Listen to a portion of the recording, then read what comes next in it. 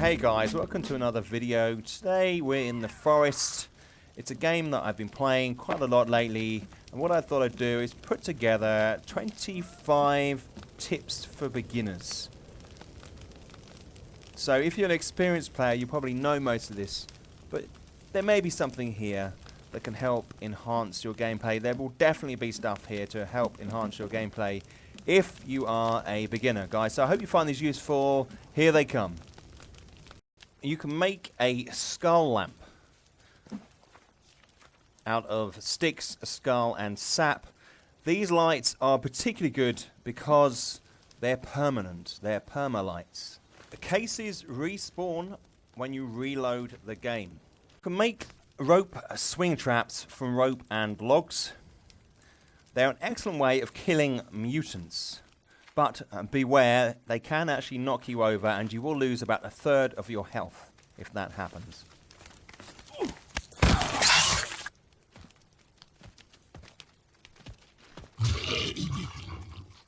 A range of fires you can build in-game.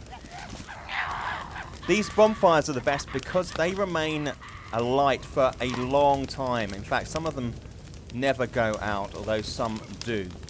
The smaller bonfires all go out pretty quickly. So placing bonfires at the ends of walls or fences is a great tip, because what happens is the mutants back up into them or run along the fence and ultimately end up in the fire. If you decide to establish your base near one of the cannibal villages, then you're going to have lots of cannibals coming at you. This is the location where they spawn, so expect lots of hassle if you do decide to set up next to the cannibal village. It also means you have access to more resources, though. There are now 3 types of fence in-game: the stone, the stick, and the bone fence. All take damage, but the stone fence seems particularly tough when dealing with cannibals, although I'm finding that most fences stay up for a long time even when the cannibals attack them. You can now make yourself some rabbit skin boots. If you collect up the skins, and there are a lot more rabbits around, all you need to do is put them in the middle and add 2 rope, and you better make yourself some rabbit skin boots. I already have a pair here, rabbit fur boots, but they keep you warmer. It's an update of repairing walls with sap. You get through it a lot more quickly. You can place these sap buckets on trees, which will then allow you to collect sap. You can go around and collect them from time to time. Sap collector. You need sticks, rope, and one of the cooking pans that you find at campsites. You can now farm the cannibal bodies for bones. All you need to do is go up to a bonfire like this, and carefully move forward. You can look down to see where your feet are, and then throw the body by pressing G onto the fire. That will eventually burn through, and you will have a little stack of bones that you can use to make fences such as these. Ultimately, you're using your resources in the best possible way. If you get a big influx of cannibals and you burn all the bodies and collect the bones, well, the bones lie around. If you then save the game and exit, those bones will be gone when you come back. The best thing to do is to build yourself a bone collector such as this one here, and place your bones in there so that you can use them next time you come in. You can now collect trophies, the heads from animals you kill. This includes the sharks down on the beach, and although you haven't killed those, you can take their heads and create an awesome trophy wall like this. With the new walls, you can now stack them on top of one another. So in theory, you could build this up and up and up.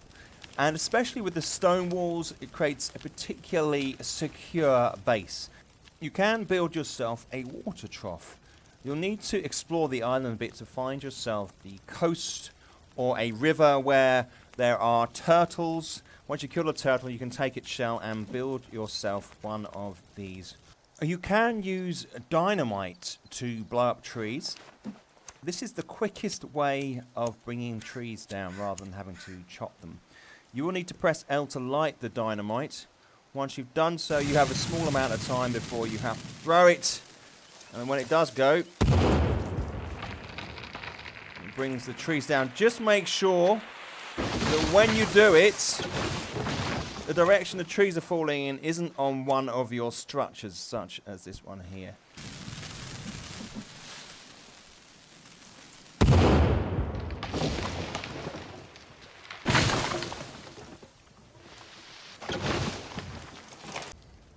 The armsy mutant, that looks a bit like an elephant, is slow, but if you damage it or set it alight, it goes crazy and it will knock trees and buildings down as it flays its arms wildly. Something that's far more dangerous than the armsy mutant is what we call the vagina mutant. You can see it here. It's the female version. If they spot you, they can jump and move incredibly quickly, which makes them very dangerous. You can see them down here. The way I deal with these often is to burn them.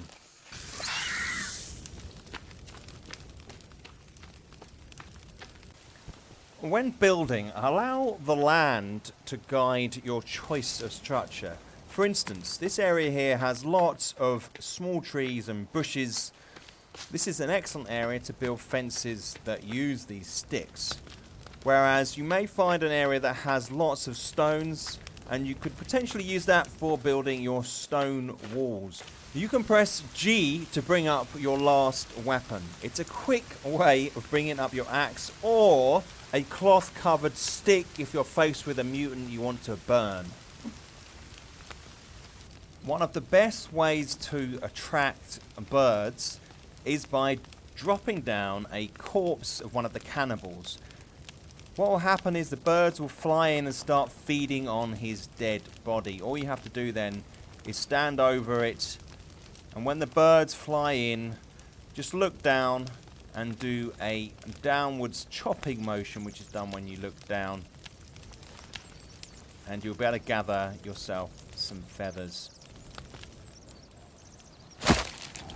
Like so. You can now remove tree stumps.